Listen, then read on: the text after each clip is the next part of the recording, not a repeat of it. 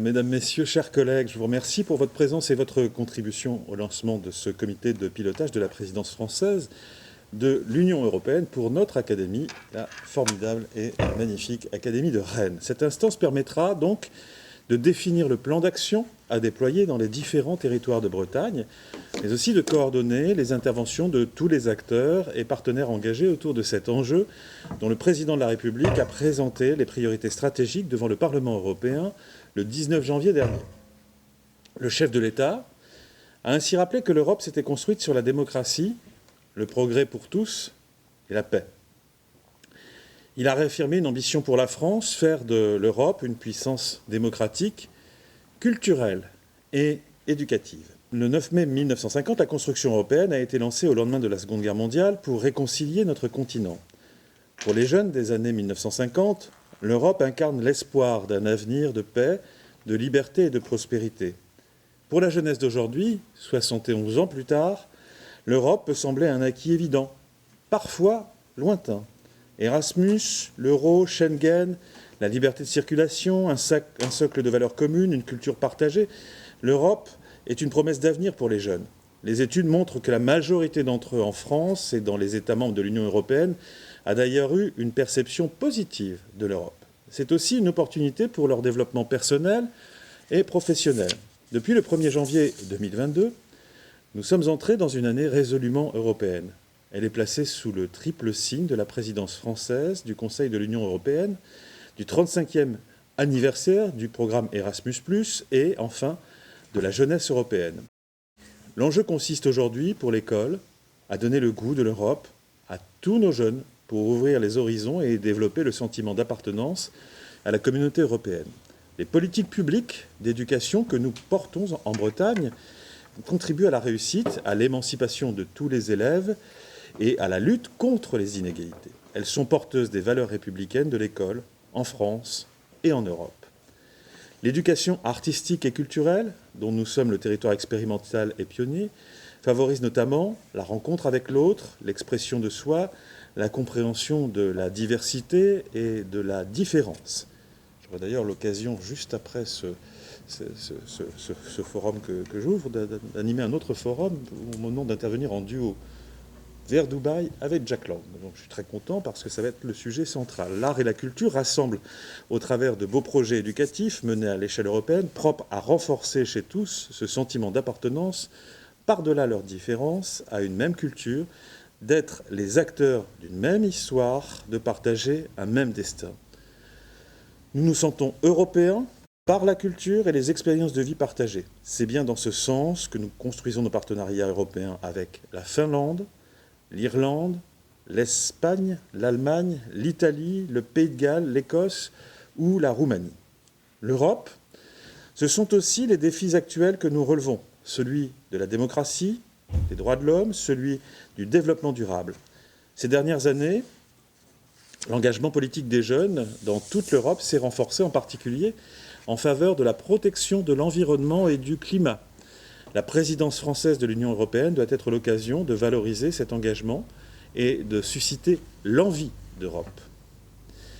Relever ces défis, c'est aussi une façon de montrer aux jeunes élèves et aux étudiants de Bretagne que l'Europe, c'est quelque chose de très concret. En lui faisant toucher du doigt par les projets et par l'engagement ce qu'est l'Europe, notre jeunesse portera son ambition humaniste. L'Europe de la diversité, des langues et des cultures, l'Europe et ses institutions, sa présence dans notre quotidien, les valeurs universelles qui sont les siennes, qui sont les nôtres. Pour les 6 prochains mois, pendant ce temps de mobilisation pour une Europe humaine, il est essentiel que nous puissions contribuer toutes et tous à donner le goût de l'Europe à nos jeunes. Les échanges, qu'ils soient virtuels ou physiques, sont au cœur de l'identité européenne et forgent nos valeurs communes. Chaque année, 100 000 Français partent en Europe via le programme Erasmus+. Avec le doublement des budgets du programme, de 14 à 28 milliards, l'Europe espère envoyer 10 millions de participants d'ici à 2027, presque autant que le nombre de participants depuis la création du programme il y a 35 ans. Une montée en puissance qui doit naturellement pouvoir bénéficier à nos jeunes de Bretagne. Il y a longtemps que le programme Erasmus+ ne concerne plus uniquement les étudiants. Il s'agit maintenant de toucher tous les publics tout au long de la vie. Sur notre territoire, la stratégie consiste à accompagner en priorité les publics les plus fragiles ou les plus éloignés de la mobilité, en partant du principe que la mobilité n'est pas réservée à une minorité, mais qu'elle constitue un facteur d'ouverture, d'émancipation, de réussite personnelle et professionnelle. Les accréditations de l'Académie bénéficient à 60% des lycées professionnels. On vise les 100% dans les années à venir. En projet, les réseaux d'éducation prioritaires s'organisent pour développer les mobilités des élèves et des personnels. Les écoles rurales, quant à elles, bénéficieront en priorité des opportunités qu'offre le programme. Tous les élèves devront pouvoir bénéficier d'au moins une mobilité au cours de leur parcours scolaire. J'invite donc tous les porteurs potentiels de projets de mobilité à se saisir des nombreuses opportunités du programme Erasmus+, ou de l'Office franco-allemand de la jeunesse, afin que notre système éducatif participe pleinement à la construction de l'espace européen de l'éducation. Toutes les écoles et tous les établissements doivent aussi pouvoir disposer d'au moins un partenariat européen actif, qu'il donne lieu à des mobilités physiques ou à distance. L'expérience de la crise nous a montré que nous sommes aujourd'hui en capacité de créer ou de garder le lien avec les partenaires étrangers grâce aux outils numériques. C'est une véritable opportunité de rendre accessible la mobilité au plus grand nombre et de la faire entrer dans le quotidien des écoles et des établissements. C'est un levier efficace pour développer les partenariats. Nous avons aussi besoin de développer les solidarités autour de l'international sur notre territoire et à l'échelle européenne. La labellisation Euroscola des écoles et des établissements vise ainsi à valoriser la qualité des projets d'ouverture de nos structures scolaires en favorisant l'entraide, la mutualisation des partenaires et le coportage des projets européens.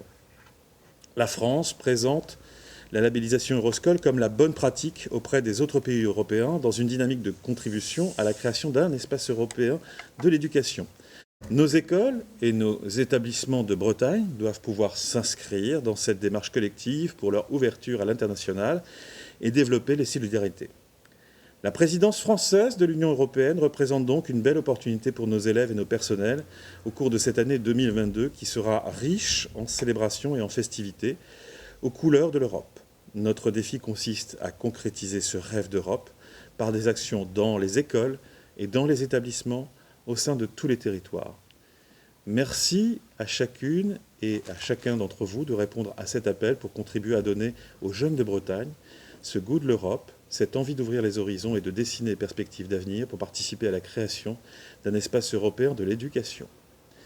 Je terminerai par les mêmes mots que ceux du président de la République dans son discours aux députés européens. Il nous faut retrouver la nécessité de l'audace, le sens de ce projet que Robert Schuman appelait les efforts créateurs. Très belle année européenne à toutes et à tous. Et encore merci à vous tous qui êtes rassemblés ici et qui êtes derrière l'écran. Et merci à notre Dari.